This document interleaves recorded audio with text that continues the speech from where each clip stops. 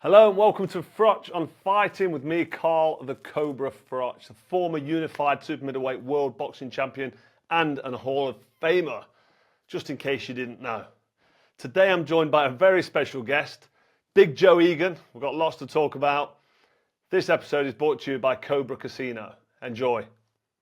Right, so Joe Egan, I've been wanting to talk to you for ages. I actually watched your interview on a good friend of mine, True Geordie. He was on his podcast a couple of weeks back. That was really interesting. So I've done a bit of homework, but I've been following you for a while now anyway. But we'll get into your beef with Big John Fury pretty soon. But first of all, I want to ask you your thoughts on the fight between Tyson Fury and Alexander Usyk. What did you make of it, and did the right man win? It was a close fight, but it was only 50% of Tyson Fury. He wasn't fit for that fight, Carl. I don't care what anybody says. He was thinner. They were saying his weight was great. He wasn't fit. He didn't prepare properly for that fight. There's an old saying, fail to prepare, be prepared to fail. His training camp was broke up, right?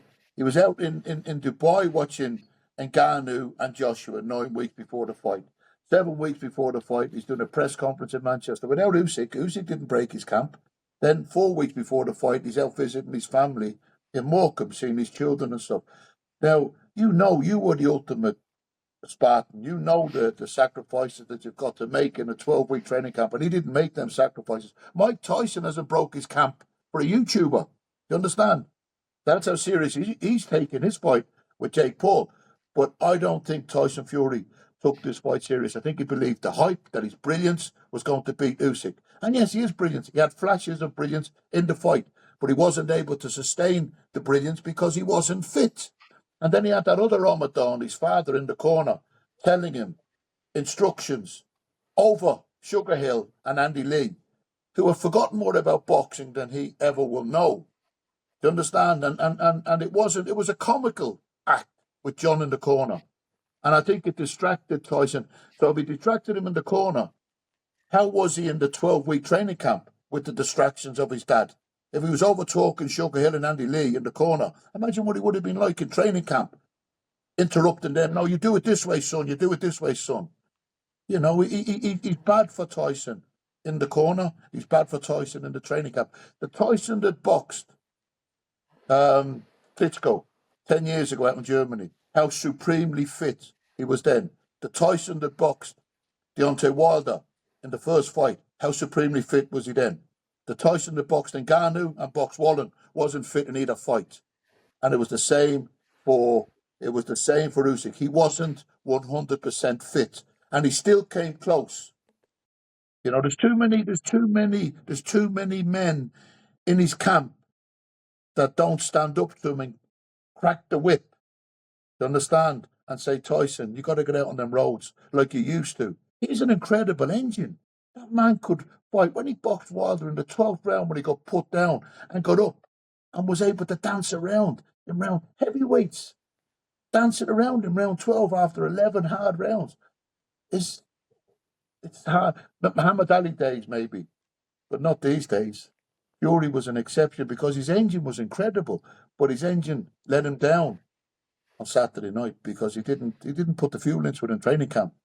You know, he didn't train. That's what I believe, Carl. Would you put that down to would you put that down at all to him being in his mid-30s and maybe having lots of money? You know, like the silk pajamas scenario where he's done everything he wanted to do financially, and now he's fighting because he still enjoys the game, but he's not fighting for financial gain in that sense. He knows he's cracked it. He's beat the code there. He's beat the game. He's got the money in the bank.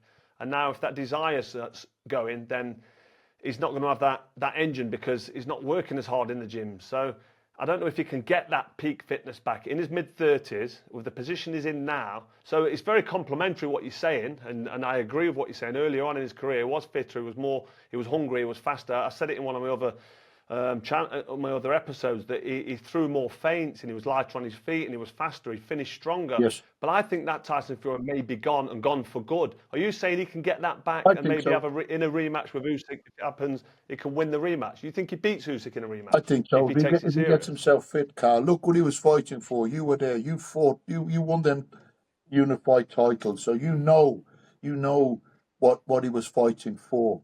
It wasn't just the money, Yeah. right?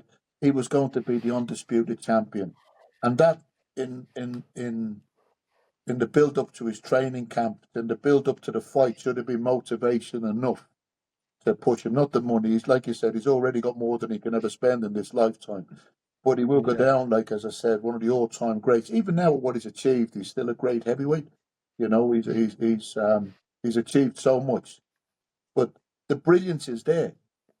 You know, but he didn't have the fitness to sustain that. And I think when he looks back at this fight, and he will look back at it, Carl, he will look back at it, and when he watched Joshua knocking out Ngannou and his head sunk like this, right? Because he let himself down against Ngannou, right? He didn't prepare for Ngannou, and Ngannou was flattered by a below par Fury, right? And he done that with his head. You could see him. He was disgusted in his performance against Ngannou. But when he looks back at the fight with Usyk, he will do the same. He'll think, oh, God, if I'd have put them extra miles in on the road, if I hadn't have gone to the press conference in Manchester on my own, if I hadn't have gone out to the Ngannou-Joshua fight, if I hadn't have gone and done this and done that, and just been totally tunnel vision in training camp for the fight, I think he could have won. I really do believe. And if he does it in the rematch, I think he can win because the flashes of brilliance was there. He could be. It's a valid point. It could be valid. I'm not sure he can get back to his best, but he certainly wasn't at the best he could have been at when he fought Usyk because, like you say, but he did have Usyk in front of him, and Usyk is a machine, and he's very intelligent when he's in that ring. But you mentioned the fighting man, Big John Fury.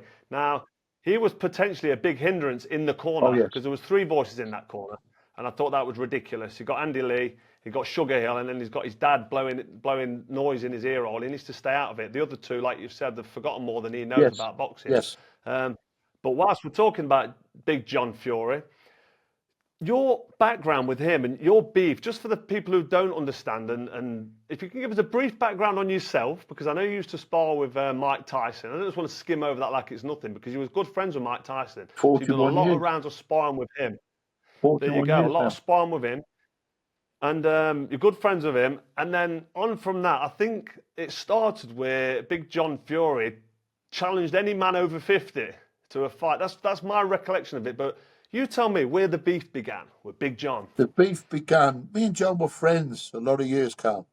You know, I got reminded of an incident there 19 years ago when Tyson Fury, as an amateur, boxed in front of Mike Tyson in Brighton on Scott Welch's amateur boxing show.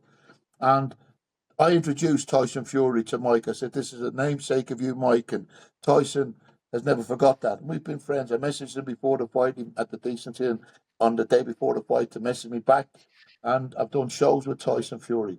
But I got reminded of a story 19 years ago by my friend Adam. There was a young boxer called Doherty that boxed on the bill in front of Mike Tyson. And he was showboating. And the amateur referees didn't like it. And the amateur referee gave the boy a public warning, deducted a point.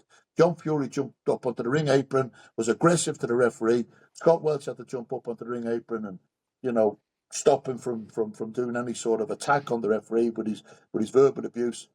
And that was 19 years ago. I'd actually forgotten about that, but I was reminded of that the other day. But I thought John was my friend. So I did a movie called Prize Fighter. Matt Pearce, whose father Dave Pearce was the ex-British heavyweight champion, is in the film. He produced the film. Ray Winston's in the film, an ex-boxer at a Repton Amateur Boxing Club, an iconic British actor, and Russell Crowe. I couldn't attend the premiere in Cannes, Carl. I was working.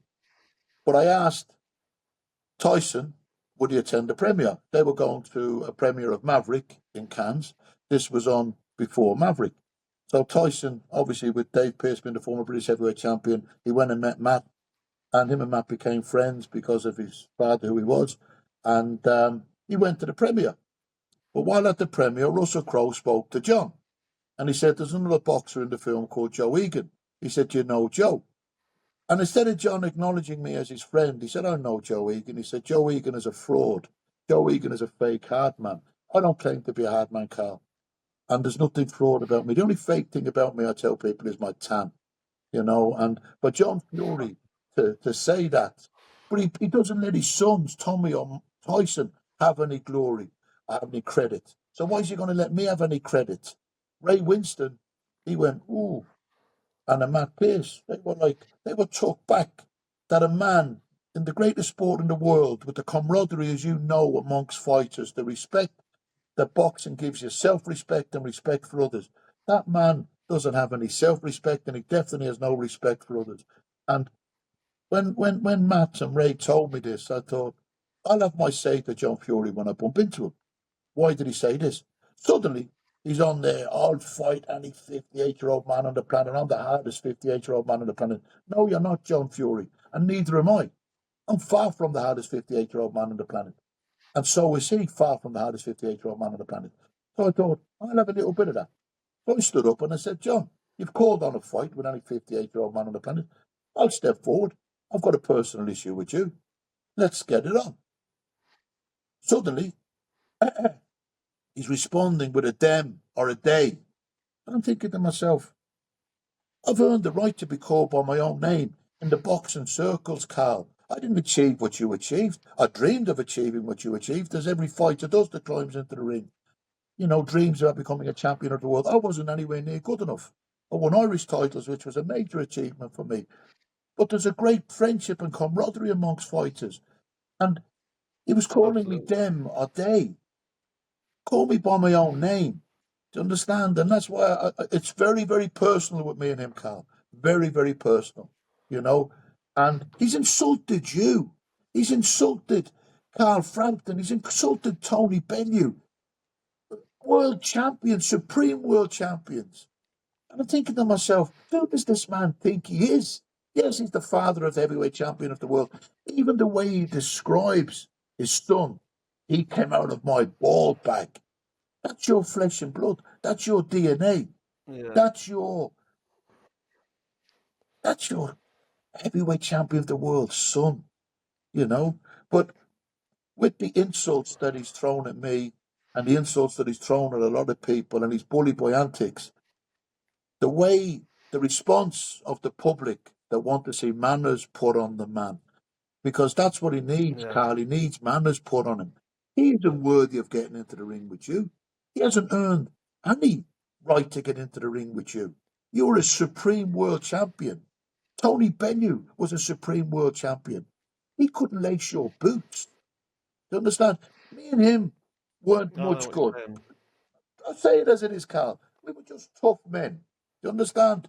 And two donkeys make a good race. And I believe if the fight happens, we'll stand in the middle of the ring, we'll punch each other. I believe my chin is better than his. I got hit by 4 heavyweight champions of the world and not knocked out or knocked down. He got hit by one and was knocked out. Do you understand? So I do believe my chin is better than his. And the grievance I've got with him is firing me up, you know. And I said the other day, if he wants it on the cobbles, I'll have it on the cobbles as well. I've had fights on the cobbles. I'd prefer it in the boxing ring, you know, but I'm not backing down, Carl. I'm not afraid of him. What gets me is, and Big John Fury, he went on there and he said he'll fight any man age 50. He's the hardest 58-year-old man on the planet. Okay, a bit of bravado. But he obviously wants a taste of the limelight. He obviously wants a taste or a little piece of the action. And he's got a big social media presence. He's quite a character, and people have taken to him. It's a love-hate relationship people have with him. You either really like him or you think he's a plonker. You know, I'm being polite there. But this guy goes on to a public platform and calls on anybody his age. He's the hardest man on the planet. He then gets a challenge accepted by somebody like you, Joe Egan, similar age, similar stature. You've got history because, like you told me the story earlier, Yes. so that wasn't very good. So there's a background there as well. Yeah. So he's got a perfect opportunity now to take this fight. And I know Callis Howland and Misfits Boxing, they'll put this on. So there's a chance for him to earn a few quid, get a bit of limelight, get a bit of profile, a bit of publicity, everything he wants on a plate. And he just totally ignores you and blanks you and doesn't. I don't know how John Fury can look in the mirror, and I don't know what goes through his head at night when his head hits the pillow. And what he did at that press conference, and I'm not just turning this into a John Fury rant, because actually if I met John Fury, I'd try and have an amicable, friendly conversation with him.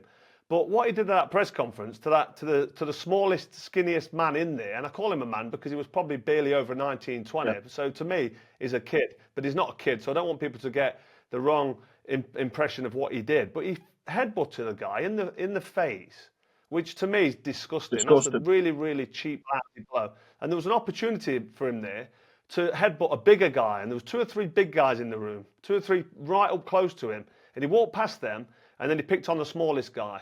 Now, I know a lot of hard men that are in the 50s and 60s and even 70s, units that can still have a go, can still fight. And I'll tell you what, they've all got one thing in common. They never talk about how hard they are. They never call it on. They never brag.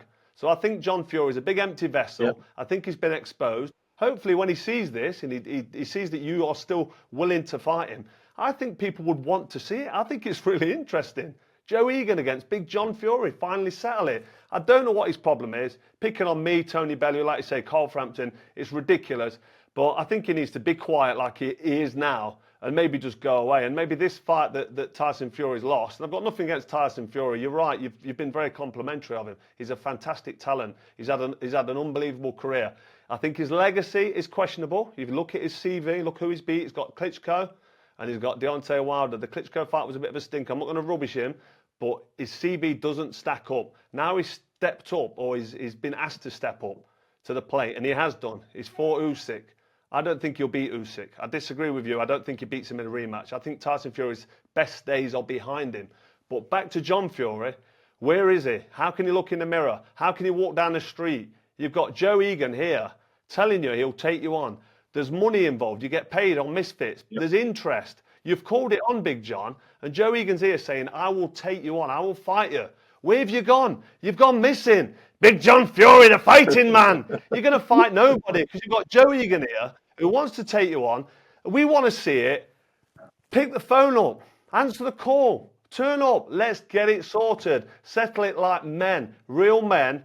You said men meet before mountains. Is Joe Egan a mountain that you cannot climb? Because I'm not convinced you want it. So you quieten down like you have done now and completely go away and never surface again. Or if you do surface, come and meet Joe Egan. And I'm not a salesman for this fight, but I want to see it. And I think I'm speaking for a lot of people that I've spoke to in the industry that also want to see this fight. So, Big John, I await your reply. If you want to come on the channel, you're more than welcome. I won't hold my breath. And anyway, Joe, that was my rant. Over to you, mate. Now, Carl, what do you think? Thank you for your support. Enough. You know, I'm chuffed to bits. I'm actually very humbled from the support that you've given me and other champions have given me.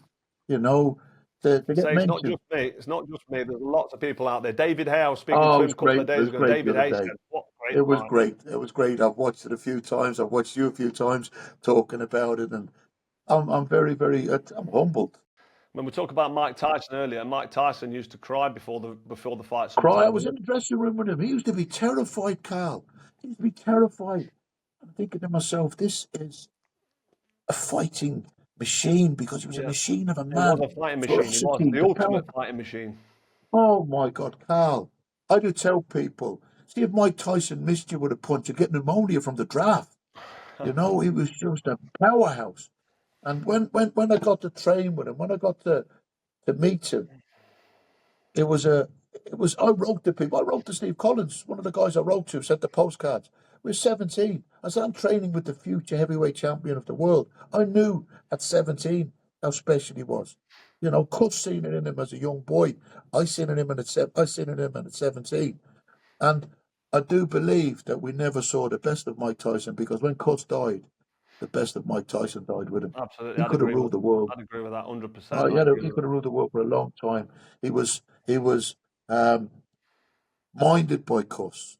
As you know, Carl, fighters need minding from the distractions outside of the ring. The ring can be a safe place. Sorry? Robert McCracken was my guy. He was the guy that kept me there on you the go. So he guided you properly. Absolutely. Great guy. I'm friends with the McCracken family a lot of years. Max and Robert and Spencer and Adam. I'm friends because I live in Birmingham. I box as an amateur with the McCrackens, you know, and they are an incredible fighting family who achieved so much. You know, it's like the Smith brothers in Liverpool, a family of brothers that achieved so much as well. Amazing, really. But the McCrackens, Robert and Spencer achieved, you know, greatness as pros. Max achieved greatness as an amateur. Adam, I believe, was the most gifted of them all, but He wasn't as disciplined or as Didn't have that dedicated. mindset, But did as he? a trainer now, Robert's doing phenomenal. But moving on swiftly to we talked about Mike Tyson. We talked about what he was like, and you've got massive history with Tyson, so we won't talk about Yeah. that. I employ anybody who's not seen the True Geordie podcast with Joe Egan to have a look at that, because he goes into depth of his history, and it's really, really interesting. So have a little look at that. But I'll tell you one thing, Carl. I'll go tell on, you one go thing on. about Mike, right? When Mike used to speak to my mother for length on the phone, when I was in the Catskills. And he said, one day we visit your mum, Joe. This particular day, we're speaking. He said, how's your mother doing, Joe? She said, not so good, Mike. She had a lump removed from her neck and we're concerned about it being cancer. He said, let's go and visit your mother, Joe. So we've landed in Dublin, Scott, Welsh, me, Mike. We've gone to visit my mum. She was in my auntie's house because she wasn't able to mind herself. She'd been released from the hospital because of the MRSA book, and she was being minded by her sister, my auntie. So hysteria. It was incredible. Dublin Airport, masses. The housing estate we went on to where my auntie lived, masses. But when Mike met my mum for the first time after speaking for 22 years on the phone, they embraced each other. Now, my mum was very fragile at the time. She was very ill, Carl. And this man could break bones with punches. And he embraced the fragile woman. Anyway, they started chatting about birthdays. And my mum's birthday was the 12th of July, and Mike's was the 30th of June. And they were both of the Cancer birth sign. And Mike said, Mrs. Egan, he said, I remember on my 18th birthday. He said, because we were together when we were 17. He said, I remember on my 18th birthday, you sent over a shoebox with some potato chips, some Irish potato crisps, some money in an envelope, would have been very little money, Carl, and some sweatshirts, would have been second-hand sweatshirts, 22 years previous. And my mum said to Mike, he said, you remember that, Mike? He said, Mrs. Egan, he said, very few people have given me anything in my life. Yes, I remember that. Scott Amazing. Welch got choked up and had to leave the room. My wife, John said at the time, she got choked up. Ruth, she had to leave the room. I broke down crying. Excuse the language. But Mike looked at me and goes, Joe, motherfucker, you're always crying. He made me cry, Carl, so many times. Yeah, But amazing. a man that could have been a billionaire athlete, remembering 22 years previous, a couple of packets of crisps, a couple of pounds in an envelope, and some Yeah, second-hand sweatshirts, what it meant to him. Because exactly. even with all his achievements, Carl, I don't envy his introduction into this world, the way he had to live, Yeah, the way he's been treated by so-called friends, by the boxing um, governing bodies, by the ruling governing bodies in America. The man's being treated worse than a piece of meat, And I even with all his achievements, I feel sorry for what he's had to endure in his life. But we're still friends, 41 years on, and I hope we have a lot more years, and I hope he finds happiness and joy in the years that he's still going to be here. Because he's had a lot of sadness, Carl. He's had a lot of absolutely. sadness. That's what I was going to say, because he's now going in there with Jake the fake, Jake Paul, in this YouTube fight. And we talked about the YouTube fights earlier, but what do you make of this fight? Do you think Mike Tyson's going to try and knock him out? Do you think he's being paid to maybe take a fall? Do you think that he's serious? Do you think it's a game? Do you think he's capable of beating Jake Paul? What's your take on the whole Jake Paul, Mike Tyson scenario? Carl, as far as I'm aware, and I'm not 100% sure, as far as I'm aware, the YouTubers put the money up for Mike to box Roy Jones Jr., right? Now, I never believed that Mike could pull a punch. When he hit Roy Jones Jr., one of the greatest champions of all time, with a body shot, and Roy Jones Jr. sunk with that body shot, Mike carried him for that fight, right? Mike carried him for that fight. And no disrespect to Roy Jones Jr., but Mike carried him for that fight. I think Jake Paul boxed on the undercard, as far as I'm aware. The YouTubers put the money up. And Jake has probably played Mike on Nintendo and Game Boy a million times. He's probably beaten Mike on Nintendo and Game Boy. Now he's getting the opportunity to share the ring with one of the greatest heavyweights of all time, definitely the greatest heavyweight of his era, the youngest ever heavyweight champion of the world, because Jake has got the big fan base and they've got the big money behind them. But it can be nothing more than a sparring session, Carl. I done a video there the other week, and I said, Jake, don't try and turn it on, because if you try and turn it on, Mike will turn you off. Right? One punch from Mike Tyson would be too much. One power punch from Mike Tyson would be too much.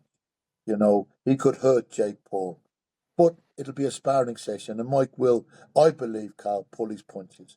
And if I don't want to at hear this that. stage of Mike, sorry, I don't want to hear that Mike Tyson's going to pull his punches against Jake Paul, because if Jake Paul's got the audacity to jump in with a guy who's 58 years old when he's in his 20s and give it the big one and try and take on the legend of Mike Tyson, I'd like to see him get his comeuppance, and I just think that the power for Mike, even a 1 minute attack from Mike Tyson, I don't think Jake Paul could cope with it. I've seen he Tommy can't. He Fury can't stand up deal to it. with He him. cannot stand up to an onslaught. He cannot stand up to a full, ferocious onslaught from Mike Tyson. But look, George Foreman, 45 years of age. Michael Moorer slowed down in that 10th round. George Foreman, bang. You lose the speed as you get older to deliver the punch, but you don't lose the power. You know, Bernard Hopkins, 49. Some of these guys' age is nothing because they look after themselves. Mike wouldn't be able to get in now with a heavyweight contender because of his age. But Jake Paul is a young YouTuber who's got. I have to admire his courage, Carl. I've got to admire his courage. I've got to admire Jake Paul's courage for even wanting to climb into the ring with Mike. He doesn't need the money, Jake Paul. He's already rich beyond my wildest dreams, you know. But he's going to get into the ring. Mike Tyson will still have the power. He won't have the speed of Jake Paul. But if No. Mike wanted to turn it on, he could take. I believe this is what I believe, Carl. He could take Jake Paul out of it. I It'll be sincerely hope in he doesn't take my his time. I don't see why a 58-year-old man should, because he'll be 58 when he steps in the ring with Jake Paul. I don't see why he should have to take his time with a 20-odd-year-old man who actually thinks he can fight. I think he's been a bit disrespectful on the build-up. I know it's all trying to sell the fight, it's all the camaraderie and all the sales tactics from Jake Paul. But he's in a position where no one's that interested. We don't know Mike's financial circumstances, No. right? Mike has lost hundreds of millions, not tens of millions, hundreds of millions to the tax man, to corrupt managers, to corrupt agents. Boxing is probably the most corrupt sport in the world. I'm the biggest fan of boxing, like you are, but it's the only sport in the world where I believe the lambs rule the lions. And you see the corruption behind the scenes with management, promoters, and Mike has been abused by management and promoters, and I don't know what his financial circumstances are. He's still a young man. I'm several months older than Mike, and I still like to think I'm a young man, right? You know, so he's still got a lot of life to live, and he wants to make sure that safety net of finances is there because he's lived and he spent a lot of money, and you get used to living and spending a lot of money, and if it's gone, and it did go, the man had to go bankrupt, which was tragic to see. So we don't know his financial circumstances. He got a good payday against Roy Jones. He's getting an exceptional payday against Jake Paul, an Yeah. exceptional payday, because Tommy Fury, he boxed a couple of fights, I think, for Eddie Hearn and Frank Warren, and he got thousands. When he fought Jake Paul and KSI, he got millions. You know, so you can imagine the amount of millions that Mike Tyson is getting for this fight. And it's just given him the safety net of his finances. Well, And I whatever he's getting think paid, that's all Mike's doing it for. yeah, whatever he's getting paid, if he's being paid any more, and I'm just surmising here, if he's being paid any more to not hit Jake Paul with a big heavy shot, I think if you think about it, he'll get paid a lot more if he irons Paul out. Iron Mike Tyson, hit him with a big heavy shot, knock out Jake Paul, rip up the script, and just put it on him, because we need to get rid of Jake Paul out of this boxing world. I know the YouTube and the misfit stuff can be good for boxing, and it's a lot of the time you get competitive fights, but the Jake Paul stuff really it needles me, it gets in my head, and I think this is disrespectful. Mike Tyson is a legend, is an iconic legend in the game, and Oh, you've got this idiot Jake Paul thinking he can jump in with Mike Tyson and take any kind of credit from beating him. So I sincerely hope Mike Tyson irons him out. But what else I he hope is, can't, he can't, he I can't hope that beat Mike. He you can't hang on beat a minute. Mike. What else? Well, I hope not. I hope not. What else I hope is, I hope that Big John Fury, the fighting man, bare knuckle champion apparently, 100-0 on the hard road. Has he actually had a fight on the hard road? I'm not so sure, but I'm hoping that his fight with you gets made and gets done. So it wouldn't be fair to close this session. I really appreciate you joining me today, Joe. I really Oh, do. Carl, I'm chuffed to bits. Thank you. I want to give you the last word. I want to give you, have you got a message for John Fury? Because he'll watch this, he'll have a look, and people are going to be watching it. Give me a message. What would you say to John Fury if he was in front of you now? There's two spellings of the word fear, John. The fighting man spells fear, face everything and rise. The coward spells fear, forget everything and run. Are you a fighting man, John, or are you a coward? How do you spell the word fear? I know how I spell it. I'm going to face everything and rise, as I've done all my life. And that's what I'd say to John Fury. Stand up, be a man, fight. Your own two sons. Shane has said, you step up to the mark, Dad. Tyson has said to him, be careful what you wish for, Dad. So I want him to fight. That's what I'd say to the man. That's fair enough. And I hope he listens. And I think that is fair enough. And if I was John Fury listening to that, that is humbling. And also, if you don't respond and you don't come back and rise to the occasion and put your body in put your soul where your mouth is, been running his mouth for so long. Like I said earlier, I don't know how you can look in the mirror and how you can walk down the street. You've got a guy like you, Joe Egan, a proud man. You're not brash, you're not bragging, you're not saying you're something you're not, but you're prepared to put yourself in the position where you're having a fair fight with another man who's called it on. So it's over to Big John Fury. Let's see what he's got, if anything. But it's been a pleasure, Joe Egan. Thanks for joining us. Appreciate you. Carl, it's been my pleasure. Thank you. No, absolutely, absolutely, and we'll Thank get you so together much. again. We'll get together again if we get a response from Big John. Hopefully we do. But until then, mate, we'll. I just want to next time- say, I just want to say, my friend Dave Fox will organise this. Dave's here beside me. Quick, say hello. Put your head in. Hello, Carl. Nice to see you. Put your head in. Put your head into the camera. Put your head into the camera. This is Let's one have of a look my what you've best got. friends, and Good Dave it- contacted Manny, and I just want to say thank you to Dave. You Is know, this he a pub- organised is this me a pub interview with landlord? George Groves. No, not Patrick. No. No. Dave's just one of my best friends. Patrick has cleared his pub in Dick, but that's where we're doing the interview. Oh, fair Patrick's enough. the I can pub see a pub in landlord. the background. You know, but Ricky Hatton comes here regular. But Ricky Patrick's Hatton one of don't my go in best pubs, friends does as well. he? Oh, he does. Yeah, he's a regular here. He gets up to the karaoke and sings and everything.